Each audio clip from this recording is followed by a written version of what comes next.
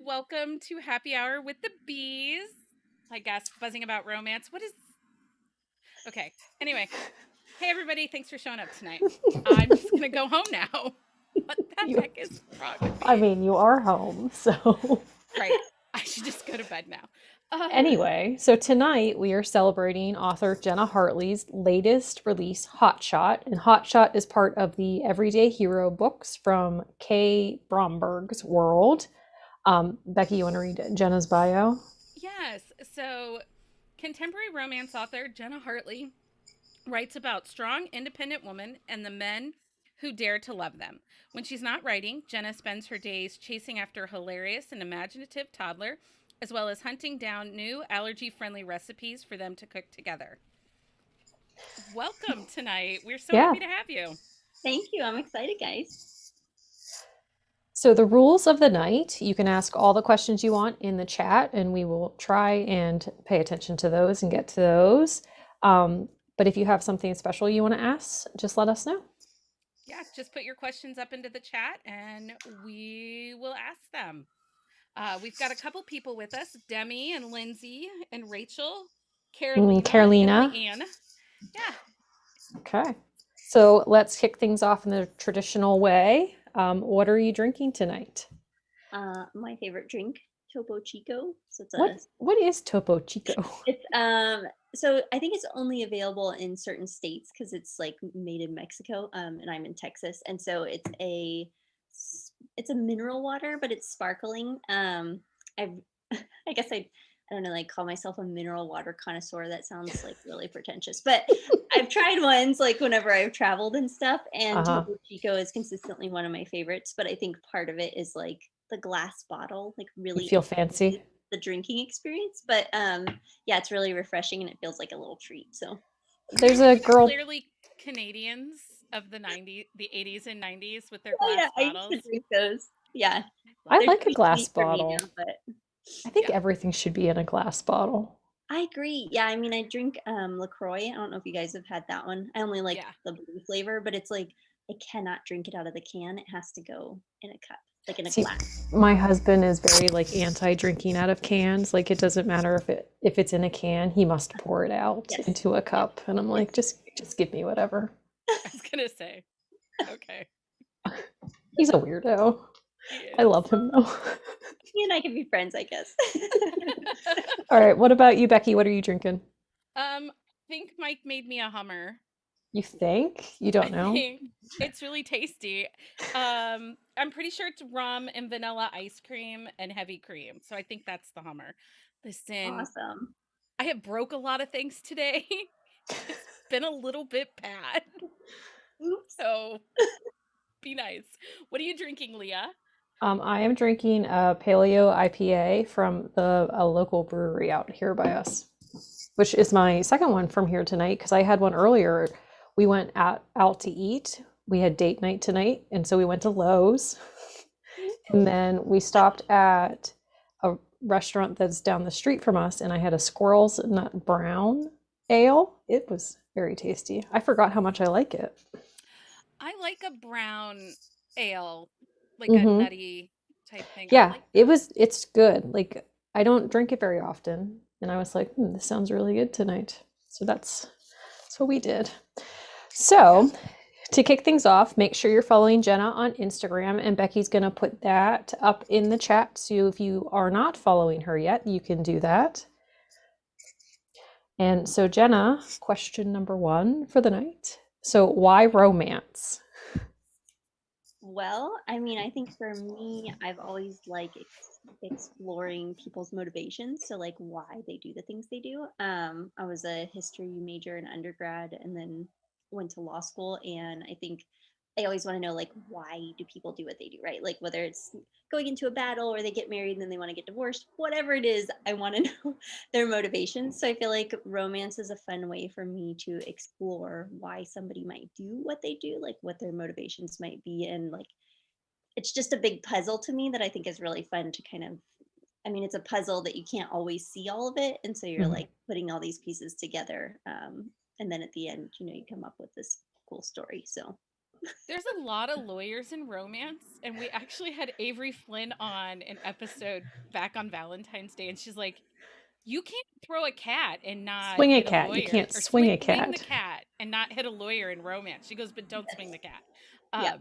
I find it fascinating that lawyers, I tend to be drawn towards the writing, but you guys do a bunch of writing in school, right? I mean, Yeah, I mean, it's a bunch of research, writing, and logical reasoning and making an argument. So a lot of it really ties in well because, you have this background of, I mean, a lot of times I do kind of think of the book as making a case in a sense, right? And I haven't Hmm. practiced in years, but in many ways it's like, well, you have to evaluate the argument from both sides, right? Because most of my books are written in dual point of view. So I'm thinking, okay, well, in this scene, this is what he's saying and thinking, but this is how she's perceiving it because she doesn't know what's in his head, right? And so you have to take yourself out of that, think from the other person's point of view, and then argue it the other way, right? And so it's kind of fun because you get to play that devil's advocate with your Hmm.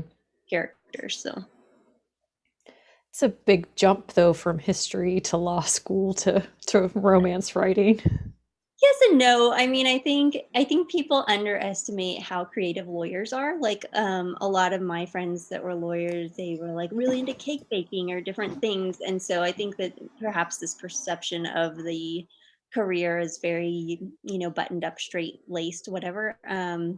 Or I don't know, boring. I'm not sure how we're perceived. I'd say that with history, I always liked studying the past and historic homes and things.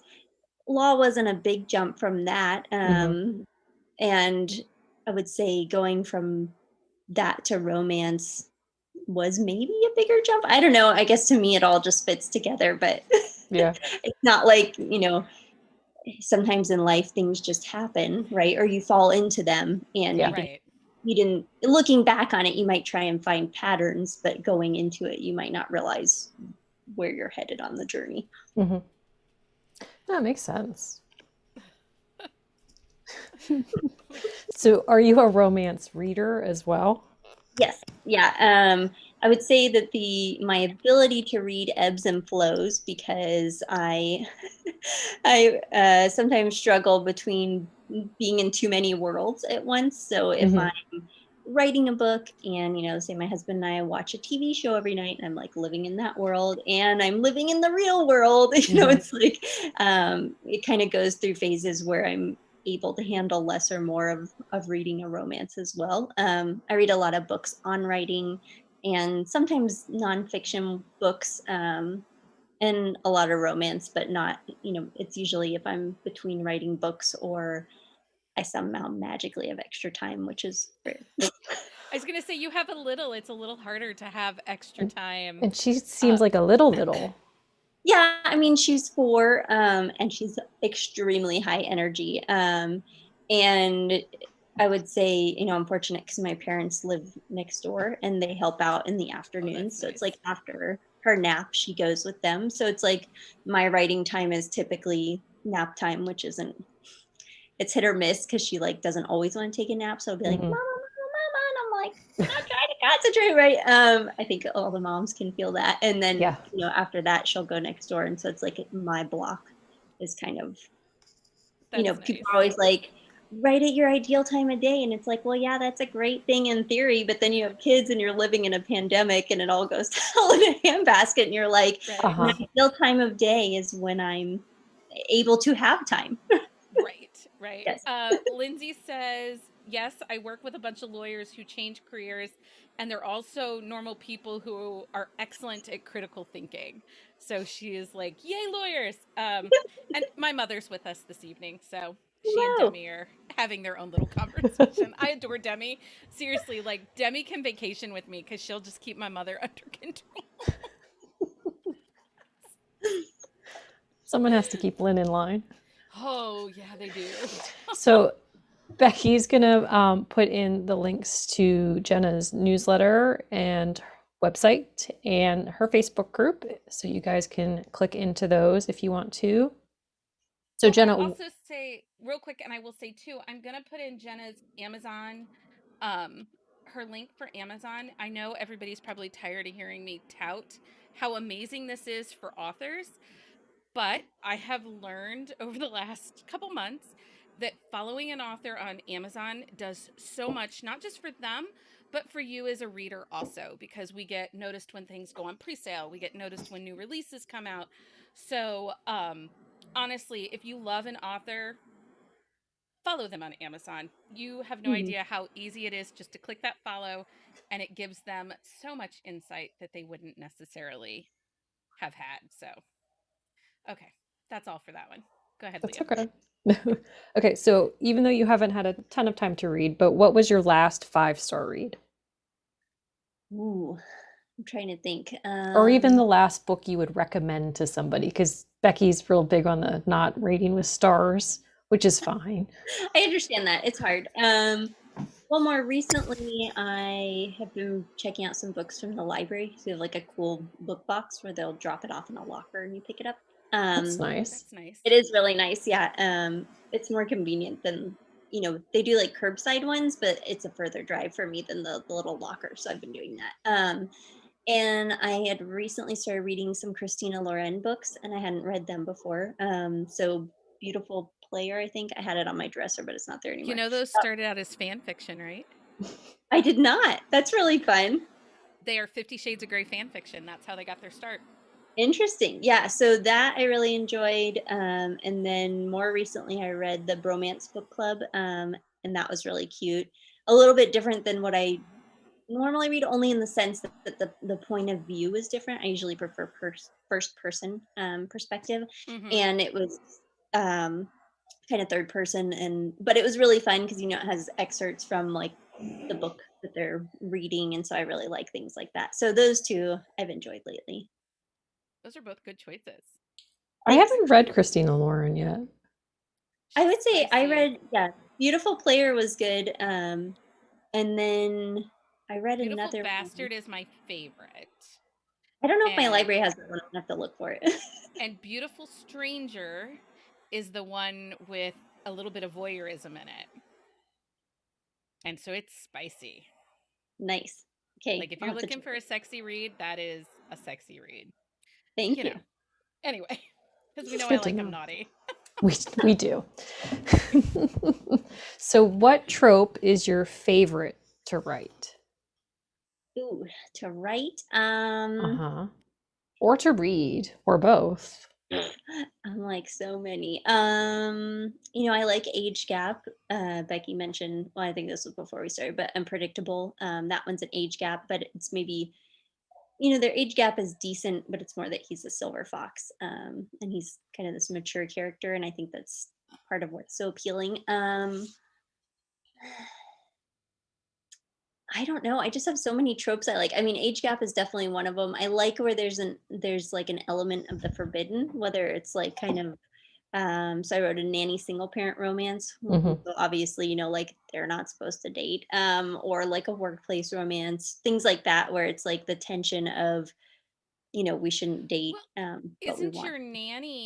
your nanny single parent romance too? It's a Reverse. female with a male nanny, and Yeah. isn't The it a reverse Manny. age gap? Yes. Hmm. She's older than he is. Yeah, that Yeah. was a very So it's a good little bit of sexy book both there. too. So Yeah. That one is fun. I felt like that book was inspired by the song "Boy" by Charlie Puth. I don't know if you guys have heard that song. The book's dedicated mhm. to him, but basically there's lyrics like "You won't wake up beside me because I was born in the '90s." And it's like he's this younger guy who's like in love with this older woman, and Hmm. she just like kind of in the song it feels like she's dismissive of him because of his age. And so my daughter is obsessed with Charlie Puth, and we listen to his She's Spotify not channel over alone. and over. Yeah, I know. And so that song, I heard it a lot, and I would just picture in my head like this younger nanny Manny and an older woman, and him just being very nurturing, and her being kind of hung up on the age difference. So Hmm. that's where Unexpected came from. I He just has a love a Manny. huge he has a huge presence on TikTok, and I know you said earlier like I'm not on TikTok. I really don't have time for it. But now I have ideas, so if I can get him to stitch it, I'll let you know. Thanks.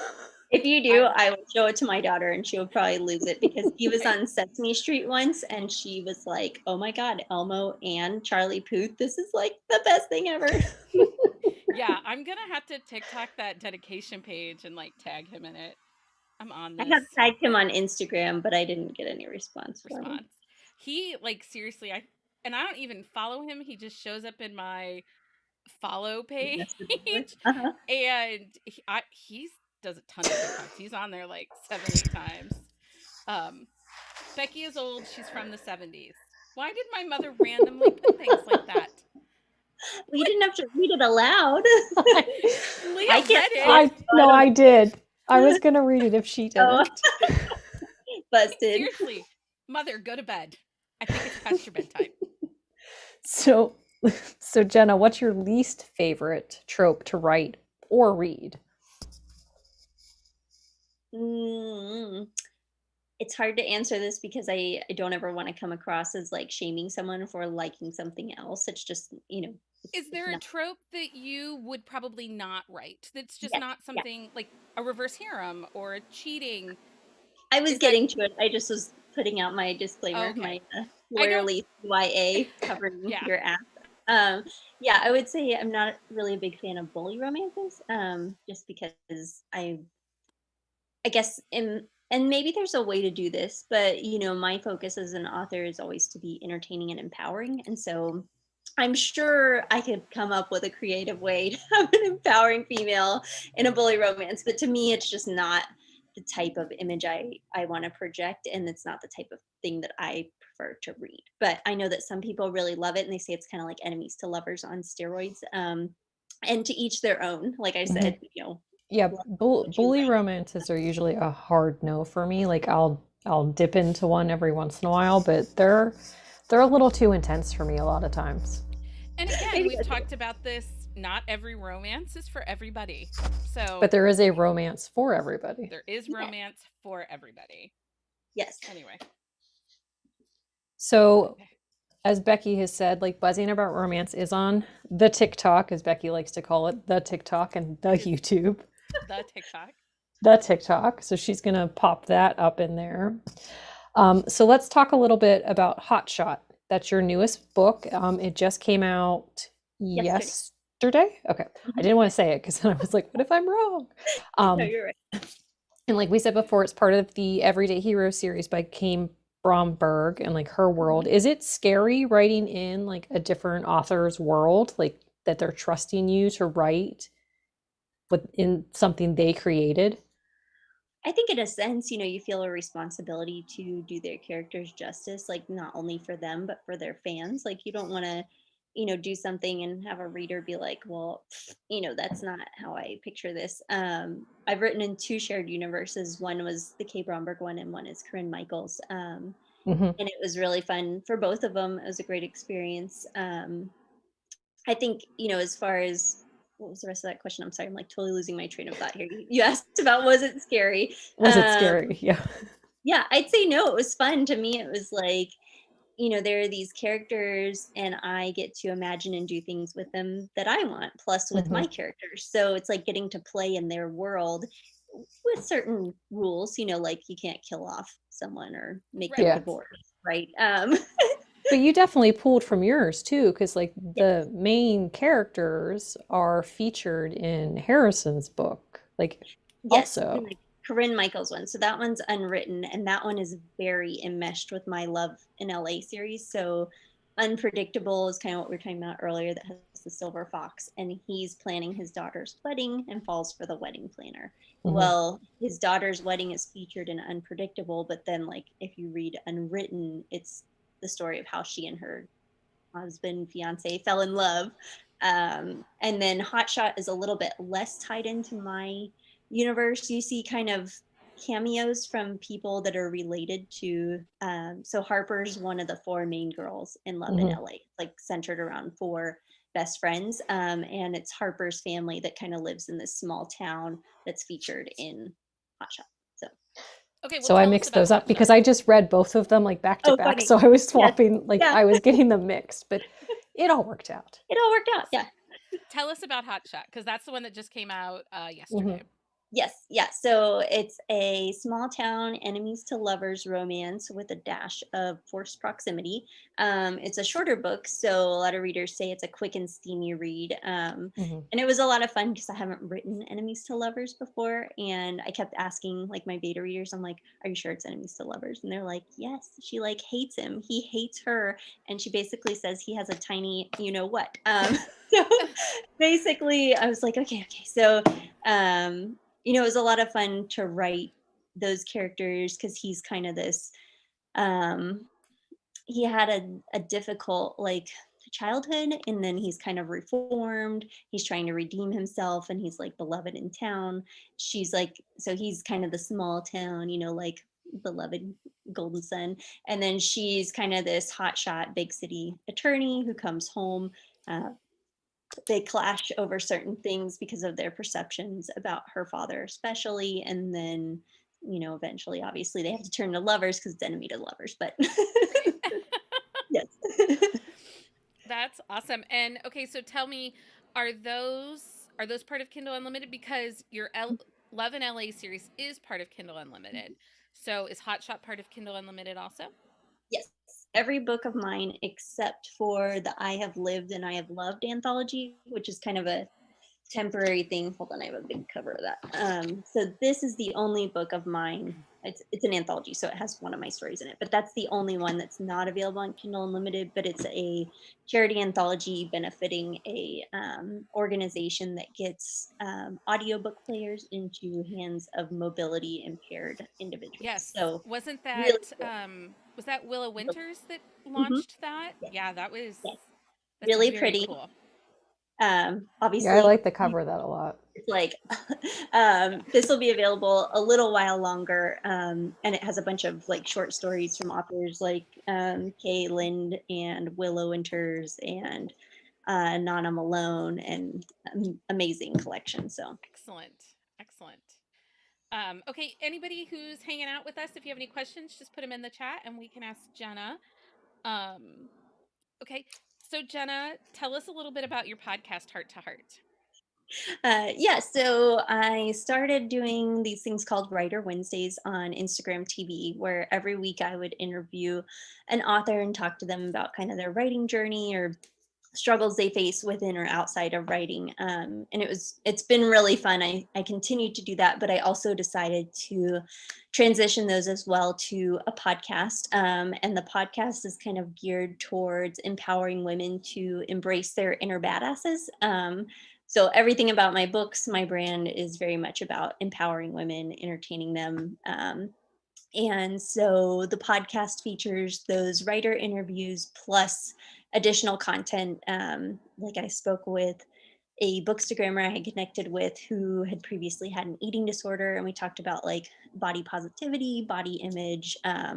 Really amazing conversation, especially as a girl mom. Mhm. And then I've spoken to other friends and things about like vulnerability, setting boundaries. So it's kind of just, I feel like, issues women face when we're told to be or act a certain way or look a certain way, and how we can embrace who we truly want to be. So, That's wonderful. That's That wonderful. thanks. is. And I think it's available on most podcast platforms, but they can absolutely Mhm. find links to it on Jenna's website. So I highly encourage everyone to check it out. I listened to a couple episodes this week and they're really good. So you're doing good stuff there, friend. Yeah, Thanks. I mean, we need more of that. We're like women supporting women and talking about like issues for women that like are like, don't be afraid to talk about these things. Yeah.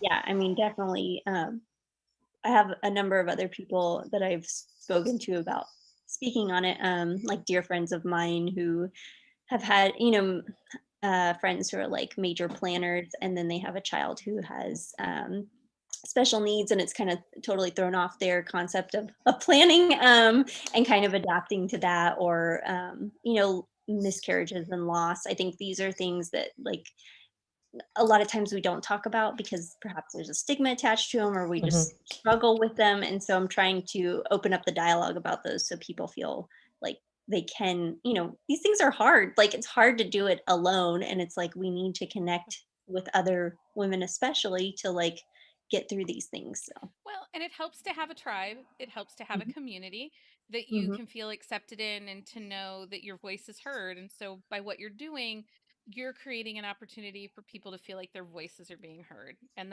Mhm. that's huge. And that's part of why I love romance is it's usually typically, unless, people fall and hit their heads. Um, it's typically this very like embracing women, supporting women community. And, that's part of what draws me in. I'm very lucky my tribe of women that we've made around buzzing around romance are some of the best in the world. And, they just keep me elevated. Today was crazy. And I had like 3 texts saying, "Hey, hope your day's going great." And so we all need that. We need to know that we have love and support. So I think your podcast provides a Well, lot and of that. especially right now too, like where we're all so isolated from everything, and it's Mhm. just normal everyday stuff is not normal. Like my kids are younger, they're in elementary school, but they're home every Friday. Like they have an Mhm. at-home day every week, but like this is just new. Like they were at home a lot, and it's been nice, like with Becky and the tribe, like venting some of those frustrations because it's like I've stayed at home for years. It's like I love my kids, but I am sick of my kids. Yeah, I think it's funny that I get like a New York Times daily email digest thing. And on the weekends I get like it's like a parenting one. And they've Mhm, talked a lot about how like the pandemic has really hurt moms, especially working moms, and different things set us back. And they set up a like hotline for moms to just like call into to scream or rant or whatever, like just to feel like they can vent and be heard, right? Because I think so many of us, yeah, I mean, my situation pre-pandemic was different, right? Like, and my daughter was going to go to preschool, mhm. and the preschool closed, and we had decided we were more comfortable keeping her home because of our situation. But yeah, it's very, very different to have that dynamic with your kids. Right. Well, in us pre-pandemic, I keep calling it the panoramic because I've been anyway. Um, Pre-pandemic, I was a homeschool mom, so my kids were home every day anyway. But my Hmm. oldest, my boy child, had a job and he worked 2 days a week. And my girl child had drama and went to theater classes and went to art classes. And I could go and meet my girlfriends for Hmm. coffee or breakfast or a drink in the afternoon. And I haven't been able to do that in a year.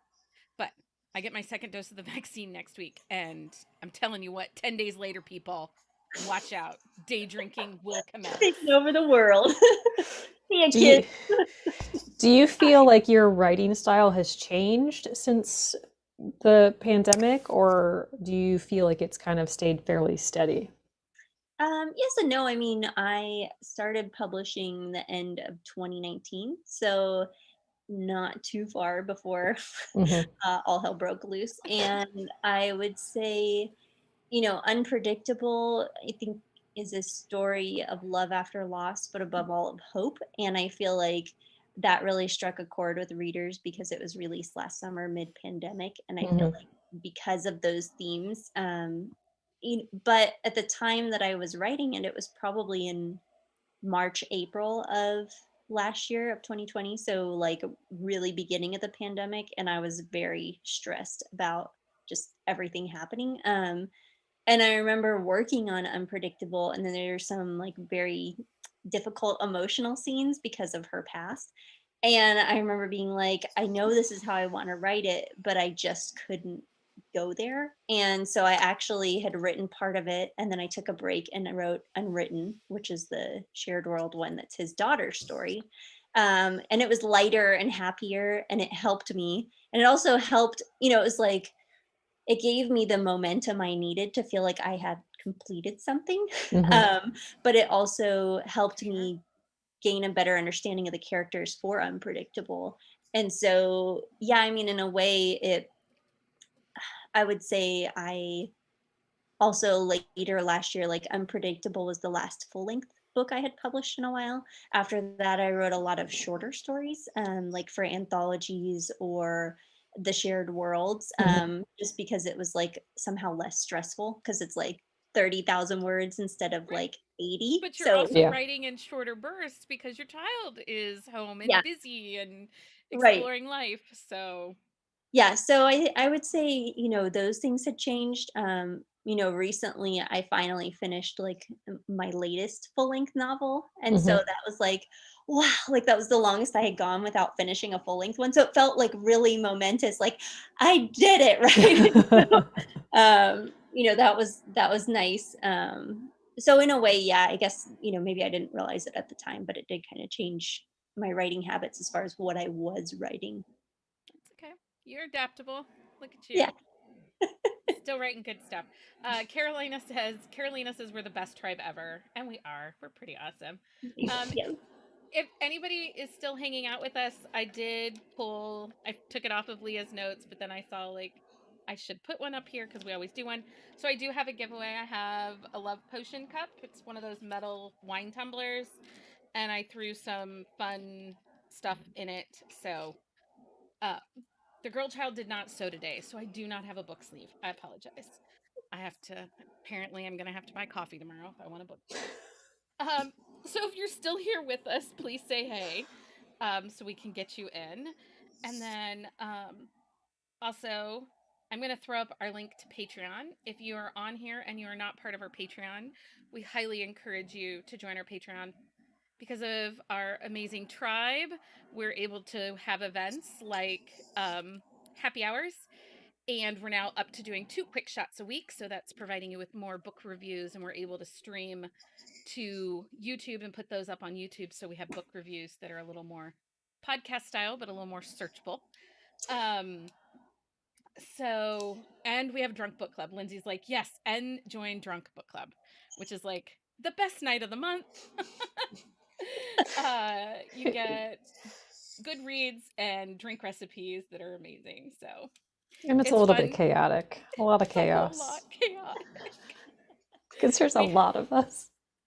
There are. I mean, it's not huge, but tomorrow night we're going to spend the evening with Jack and Jacinda Wilder and kind of talk to them about their bad world in Alaska. And then in March, we're going to hang out with authors Jiffy Kate and do the book Come Again. So, anyway, if any of that sounds fun to you, we'd love to have you join us. So, anyway, Jenna, is there anything else you'd like to talk about before we head out? Um, no, I mean, you guys have asked great questions and it's been a lot of fun. So, for anyone who joined us, thank you. And, if you haven't found a romance you like, keep looking because I feel like there's a lot of romances out there to find. Even my dad has started reading romance more recently, Hmm. which It's is awesome. funny. I mean, he likes chick flicks and he can fix anything. He picked up my book one day, started reading, and then he's like, okay, where are the others? So he's read all of them. And more recently I've started, like, for Christmas and stuff, I bought him some of my favorite authors to see what he would think. So I'm starting a new feature in my newsletter for subscribers that's going to be a monthly recommendation from my dad and what he thought about it. So we're going to That's have so that. That's awesome. awesome. Yeah. I love that. I So love we'll have that. that next month starting out. So that'll be fun. Also, for everyone that's hanging out, once we sign off, Leah and I are gonna come back on and do some questions and answers. So if you want to stick around on the YouTube, you'll get a new live stream for you to join us on after we say goodbye to Jenna. So, okay, it looks like we have about 7 that are entering to receive my wine cup of goodies. Jenna, pick a number between 1 and 7. 4. 4. That would be Miss Lindsay. Lindsay, go ahead and make sure you email me. She knows how to email me. Email me your address. I'm pretty sure I have it from the Valentines, but if I don't, just email it to me and we will get that out to you. I'm behind. I have a stack of packages that I have got to get mailed this weekend. Like, it's on the list. Anyway, Jenna, thank you so much for joining us Yes, for thank happy you for hour. coming. Thank you guys. It was lovely and you were both so much fun. So thank you for hosting me. I had a blast.